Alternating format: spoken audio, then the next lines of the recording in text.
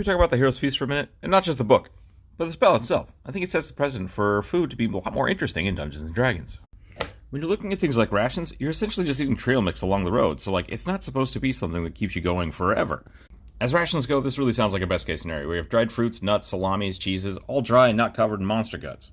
The Hero's Feast is a level 6 spell, so you'd imagine it would be pretty powerful. You gain immunity to poisons, you get curative diseases, you get temporary hit points, and you gain advantage on wisdom saving throws for the next 24 hours. All of these things are great, but what if it's just the food and not actually the magic? So I feel like there needs to be a middle ground, maybe like a hand pie or something. It's definitely not fey conjured food, but at the same time, it's not a handful of nuts. Stew from the local town tavern might give you advantages on strength checks for the rest of the day. 4 extra hit points from a paella could definitely save a wizard. And who knows what happens if the party decides to eat the dragon they just slayed. Something like dwarven flatbread wouldn't be that hard to prepare on the road, so why not give your players the advantage of spending the time and effort to make it?